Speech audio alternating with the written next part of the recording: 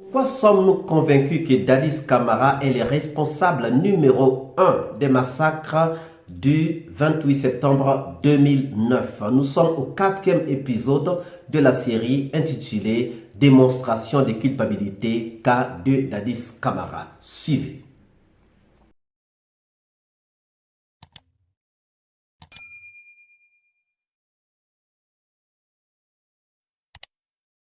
Bonjour, bonsoir. Cela dépend de l'heure à laquelle vous regardez cette vidéo. Bienvenue si vous nous découvrez pour une première fois. Encore un réel plaisir pour moi de venir devant vos écrans vous exposer les analyses de Soleil d'Afrique. Nous avons toujours dit que les analyses de Soleil d'Afrique ne sont pas une parole d'évangile, mais que nous les soumettons au choc des idées, car du choc des idées jaillit la lumière. Pourquoi sommes-nous convaincus que Dadis Camara est le responsable numéro 1 des massacres du 28 septembre 2009? Aujourd'hui encore, nous sommes dans la même série, mais au 4e épisode, et nous allons nous poser encore quelques questions. Dadis Camara savait qu'il y avait des massacres au stade, puisque son chargé des opérations lui aurait dit que ça avait dégénéré au stade. Son chargé de communication, d'opération, qui était donc Makambo, lui aurait dit dès le matin que ça avait dégénéré au stade. Nous allons nous poser quelques questions, parce que dans cette série, nous sommes seulement en train de démontrer la culpabilité. Et aujourd'hui, nous avons encore le cas de Dadis Camara. Il savait que ça avait dégénéré au stade, parce que son chargé des opérations, qui est donc son homme fort, lui aurait dit, avant qu'il ne décide de menacer de sortir pour aller au stade. S'est-il demandé comment son chargé des opérations était-il au courant de cette situation qui avait dégénéré au stade? Ça, c'est la première question. Le chargé des opérations était au camp Alpha Yaya, mais ça avait dégénéré au stade. Est-ce qu'il s'était demandé par quel moyen le chargé des opérations qui était encore au camp Alpha Yaya était mis au courant de ce qui s'est passé au stade? La possibilité que nous trouvons, c'est que le chargé des opérations qui était encore au camp Alpha Yaya était en contact avec ceux qui étaient partis au stade. Ils étaient en communication avec ceux qui étaient partis au stade. Mais est-ce que Dadis s'était posé la question de savoir comment est-ce que, par quel moyen, son chargé des opérations, donc Makambo, avait-elle été mise au courant que ça avait dégénéré au stade? La deuxième question que nous nous posons part d'un fait. Dadis savait que Marcel, Toumba, Tchekboro, Makambo, Georges, Théodore, Begré étaient au stade. Parce que lorsque Marcel menace de faire tomber la clinique Ambroise Paré, Tchekboro appelle Dadis. Dadis demande à parler avec Marcel. C'est là où Marcel refuse de prendre l'appel. Donc, Dadis savait que Marcel était au stade. Et puisque Toumba était aussi à la clinique en même temps, donc Tchekboro avait dû dire à Dadis que Toumba aussi avait été au stade avant de se retrouver à la clinique Ambroise Paré. Pourquoi Toumba n'a-t-il pas appelé ceux que Tchekboro lui aurait cités qui avaient été au stade ou encore à la clinique Ambroise Paré pour leur demander de rentrer au camp? Avait-il appelé ces gens pour leur demander de ce qu'ils faisaient à la clinique ou encore de ce qu'ils faisaient au stade? Sûrement pas.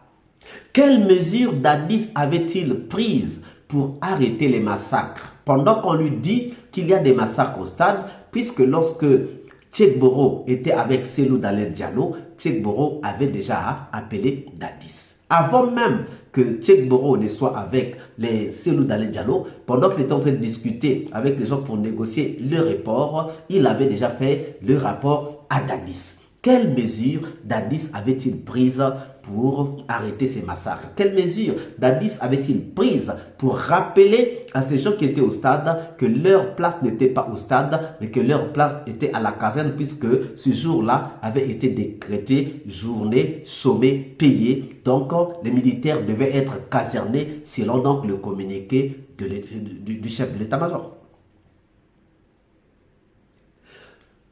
La troisième question ou la quatrième question que nous allons nous poser va dépendre d'un fait.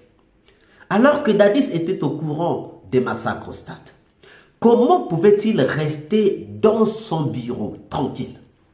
Vous pensez que c'est normal? Les gens sont dehors en train de manifester contre votre supposée candidature et vous restez au camp tranquille alors que votre ceinture de sécurité n'est pas là.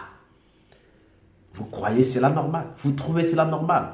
Nous pensons que cela n'est pas normal. Nous pensons que cela n'est pas vrai. Nous pensons que cela ne peut pas se justifier. Il y a des gens qui sont dehors en train de manifester contre votre candidature.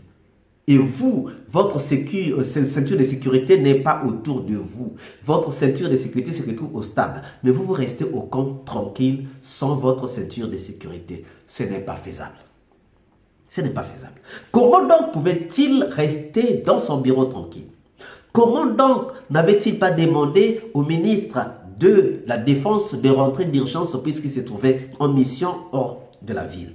Comment est-ce qu'il ne pouvait pas appeler les chefs d'état-major d'urgence pour une réunion d'urgence? Dadis n'a rien fait d'urgence. Vous comprenez ça avec nous? Dadis n'avait rien fait d'urgence. Dadis est resté tranquille dans son bureau. Dadis a dormi tranquille sans convoquer une seule réunion de crise et personne n'est venu soi-disant faire le rapport à Dadis parce que c'est le lendemain que Tchèque Boro et le ministre de l'Intérieur, Toto, sont allés lui faire le point. Vous pensez que cela est normal? Vous pensez que cela est logique? Ne trouvez-vous pas du mensonge dans la bouche de Dadis lorsqu'il dit cela? Nous allons encore nous poser d'autres questions. Dadis était au courant que des militaires qui étaient censés être casernés s'étaient retrouvés au stade. Pourtant, il y avait un communiqué. Les militaires devaient être casernés ce jour-là, mais les militaires se sont retrouvés au stade. Pourquoi n'avait-il pas appelé à un regroupement pour dénombrer les éléments manquants au camp et les arrêter de leur entrée au camp? Vous avez demandé aux gens de rester sur place. Mais on vous dit qu'il y a des gens qui devaient rester sur place, mais qui se retrouvent au stade en train de massacrer des gens. Quelle était la mesure la plus facile à prendre? C'est de demander un rassemblement, dénombrer donc ceux qui manquaient, parce que ceux qui manquaient devaient donc être ceux qui avaient boycotté l'ordre qui avait été donné d'être casernés. Et donc, on pouvait les attendre à l'entrée ou à leur retour pour les arrêter dès même l'entrée du camp Alpha Yaya. Est-ce que Dadis a fait cela? Non. Il ne l'a pas fait. Il ne l'a pas fait. Dadis était au courant que des militaires étaient sortis, mais il n'a pas pris des mesures d'urgence pour arrêter ces gens. Si ce n'est pas lui qui les avait commandés, il l'aurait fait. Il l'aurait fait. Nous allons encore partir sur un fait. Vous ne le savez pas. Il y a eu au total 19 véhicules des militaires sortis du camp Alpha Yaya Diallo le matin du 28 septembre 2009, alors que les militaires étaient censés être casernés. 19 véhicules. On ne va pas dire que les gens n'étaient pas au courant que les gens sont sortis du camp. Comment est-ce que 19 véhicules des militaires sortent du camp alors que les militaires doivent être casernés, mais le chef de l'État qui vit au même camp Alpha Yaya Diallo, qui a menacé le matin, qui a entendu qu'il y a une manifestation, qui a menacé de partir au stade, n'est pas au courant que les gens ont quitté le camp Alpha Yaya Diallo, 19 véhicules pour se rendre au stade? Comment peut-il dire qu'il n'était pas au courant de cela? Comment donc? Parmi les militaires, Tchèque Boro qui était allé parler au leader de la part du président. Parce que Tchèque Boro a dit au leader que c'est Dadis qui l'avait mandaté, qu'il était là de la part de Dadis pour leur demander un report donc de cette manifestation. Comment Dadis pouvait-il rester tranquille alors que quelqu'un est allé mentir que c'est lui, Dadis, qui l'a envoyé, en train de négocier un report de la manifestation avec les leaders, prétendant que c'est Dadis qui l'a envoyé. Si ce n'est pas Dadis qui l'avait envoyé, pourquoi Dadis n'a-t-il pas commencé par arrêter Tchekboro qui est allé donner un mensonge, qui est allé user des mensonges, prétendant que c'est lui qui l'a envoyé alors que ce n'est pas lui qui l'a envoyé? Pourquoi Dadis n'a-t-il pas commencé par arrêter Tchekboro? Chers amis, ces questions, nous voulons que vous puissiez trouver des réponses à ces questions. Réfléchissez et donnez des réponses à ces questions. Nous attendons ces réponses dans vos commentaires. Dites-nous ce que vous en pensez de toutes les questions que nous avons posées. Chers amis, si cette vidéo vous a plu, ne manquez pas de laisser vos pouces bleus, de commenter, de partager. Si vous n'êtes pas encore abonné, nous vous prions de bien vouloir vous abonner et surtout de ne pas manquer de cocher la cloche de notification afin d'être averti à temps réel de toutes nos prochaines publications.